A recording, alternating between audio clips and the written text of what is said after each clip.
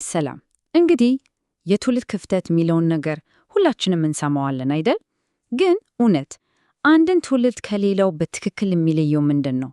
ዛሬ ዝም ብለን ከላይ ከላይ ከምናወራው ወሬ አልፈን ከጀርባው ያለውን ሳይንስ በጥልቀት እንመለከታለን።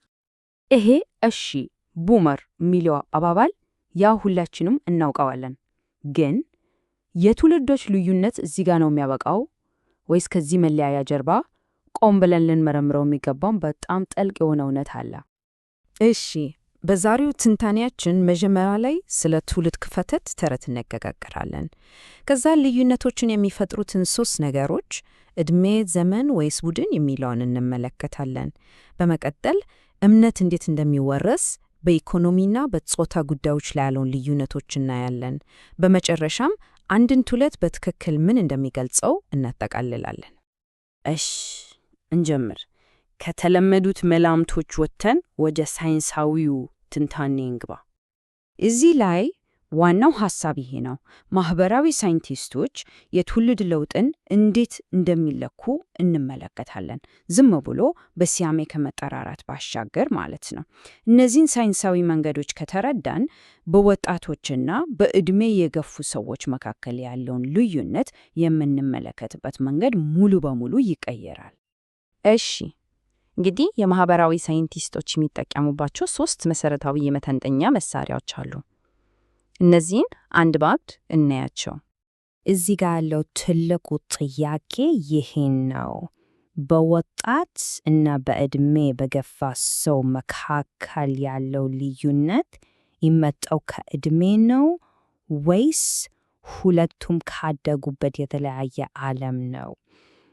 ይህንን ጥያቄ ለመመለስ የሚረዱንን 3 ጽንሰ ሐሳቦች እንመልከት። እሺ፣ መጀመሪያው የህይወት ዑደት ተጽዕኖ ይባላል። ይሄ ማለት ምን ማለት ነው? ሰዎች በህይወት ውስጥ ሲያልፉ ያው አመለካከታቸው በተፈጥሮ ይቀየራል። ለምሳሌ ወጣቶች ብዙ ጊዜ ስለ ፖለቲካ ብዙም ግድ ላይሰጣቸው ይችላል አይደል? ግን ቤት መስርተው ግብር መክፈል ሲጀምሩ ተሳትፏቸው በራሱ ጊዜ ይጨምራል። ይሄ የዕድሜ ጉዳይ ነው። ሁለተኛው ደግሞ የዘመን ተጽዕኖ ይባላል። ይሄ ደግሞ ለምሳሌ እንደ 9/11 ጥቃት ወይም እንደ ኮቪድ-19 ወረርሽኝ ያለ አንድ ትልቅ ክስተት ሲፈጠር ወጣትም ሆኖ አዛውንት ሳይል ሁሉንም ሰው በአንድ ጊዜ የሚነካ የአመለካከት ለውጥ ነው። ሶስተኛውና እውነት ለመናገር ትውልድን ለመረዳት ከሁሉም በላይ ወሳኙ ጽንሰ ሐሳብ ደግሞ የቡድን ተጽዕኖ ነው። የበጣም ቁልፍ ነገር ነው። ይሄ ማለት አንድ ትውልድ በተለይ በወጣትነቱ ማለት አመለካከቱ በሚቀረጽበት ጊዜ የሚያጋጥሙት ታላላቅ ክስተቶች በቀሪው ሕይወቱ የዓለም እይታውን ይቀርጹታል ማለት ነው። ለምሳሌ የኢንተርኔት ማምጣት ትውልድን የቀረጸ ክስተት ነው። እሺ፣ ጥሩ። እስካሁን ስለ ንድፈ ሐሳቦች አውርተናል። እስኪ አሁን እነዚህ ጽንሰ ሐሳቦች በገሃዱ ዓለም እንዴት እንደሚሰሩ እንይ። የመጀመሪያው ምሳሌያችን የእምነት ውርስን ይመለከታል። እዚህ ጋር አንድ በጣም አስገራሚ ጥናት አለ። ምን ይላል? የእምነት እሴቶች በብዛት የሚተላለፉት ከእናት ወደ ልጅ፣ ከሴት አያት ወደ ልጅ ልጅ በሴት መስመር በኩል ነው ይላል። በተለይ በሴት አያቶችና በልጅ ልጆቻቸው መካከል ያለው ግንኙነት እጅግ ወሳኝ ነው። እና ይህ ሰንጠረዥ በጣም አስገራሚ ለውጥ ያሳያል። በ1971 እና በ2000 መካከል ያለውን ልዩነት እዩት። በ30 ዓመታት ውስጥ የአያቶች የልጅ ልጆቻቸው ቤተ ክርስቲያን እንዲሄዱ የማድረግ ተጽዕኖአቸው ጠፍቷል። ነገር ግን በጣም የሚገርመው በሃይማኖታዊ እምነቶች ላይ ያላቸው ተጽዕኖ በከፍተኛ ሁኔታ ጨምሯል። ይህ ማለት ምን ማለት ነው? ባህሪን የማውረስ ነገር ሲቀንስ፣ የእምነትን መሰረት የማውረስ ጉዳይ ግን ተናክሯል።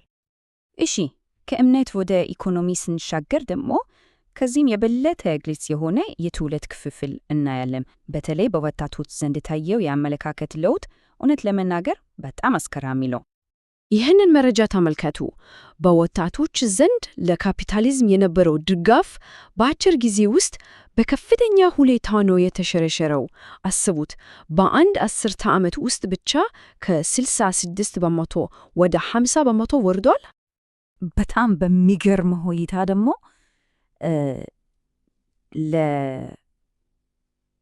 ለሶሻሊዝም የነበራቸው አመለካከት ግን ያው ጸንቶ ቆይቷል። የካፒታሊዝም ተቀባይነት ሲወድቅ የሶሻሊዝም ተቀባይነት ግን በቦታው ረግቷል። ምንም ለውጥ የለም ማለት ይቻላል። እና ወሳኙ ነጥብ ይህን ነው። በአሜሪካ ታሪክ ውስጥ ለመጀመሪያ ጊዜ ለካፒታሊዝምና ለሶሻሊዝም ያለው አውነታዊ አመለካከት እኩል ለእኩል 50 ለ50 ሆኗል። ይህ በወጣትነታቸው የ2008ን የኢኮኖሚ ቀውስ ላዩት ሚሌኒየልስ ትውልድ ቅድም ያወራነው የቡድን ተጽዕኖ ግልጽ ማሳያ። እሺ፣ በመጨረሻም የጾታ አመለካከትን እንመልከት። እዚህ ላይ ደግሞ የትውልድ ለውጥ ሁሌም ወደ አንድ አቅጣጫ ብቻ ቀጥ ብሎ እንደማይሄድ እናያለን። ታሪኩ ትንሹ ስብስብ ነው። ሁልጊዜ ወጣቶች በማህበራዊ ጉዳዮች ላይ የበለጠ ተራማጅ ናቸው ብለን እናስባለን አይደል? ግን መረጃው ሲመረመር እውነቱ ከዚህ ትንሽ የተለየ ሊሆን ይችላል። እስኪ እንየው። እውነታው እንደየጉዳዩ ይለያያል። ለምሳሌ ሴቶች በአመራር ቦታ ላይ መሆን አለባቸው በሚለው ሐሳብ ላይ ሁሉም ትውልዶች እየተቃረቡ መጥተዋል በጣም ጥሩ። ነገር ግን እናቶች መስራት አለባቸው ወይስ የለባቸውም በሚለው ጉዳይ ላይ ወጣቶች አሁንም የበለጠ ደጋፊ ናቸው። ክፍተቱ እንዳለ ነው።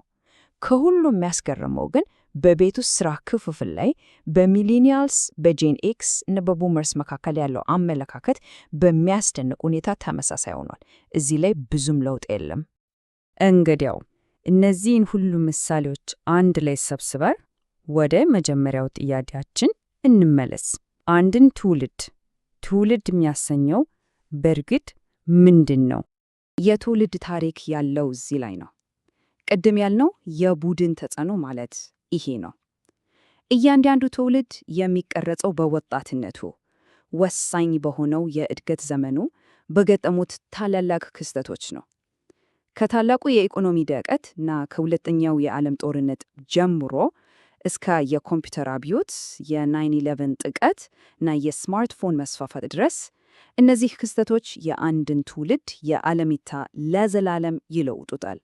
ይህንን ትንታኔ ስንዘጋ አንድ ጥያቄ ላይ እናሰላስል እስኪ። ዛሬ እያየናቸው ያሉ ታላላቅ ክስተቶች ከአርቲፊሻል ኢንቴሊጀንስ እስከ የአየር ንብረት ለውጥ ዛሬ የሚወለደውን ትውልድ እንዴት እየቀረጹት ነው? ይህ ትውልድ ሲያድግ ምን አይነት የዓለም እይታ ይኖረዋል? ያው ታሪክ ምን እንደሚል ወደፊት የምናየው ይሆናል። ስለተከታተላችሁ በጣም አመሰግናለሁ።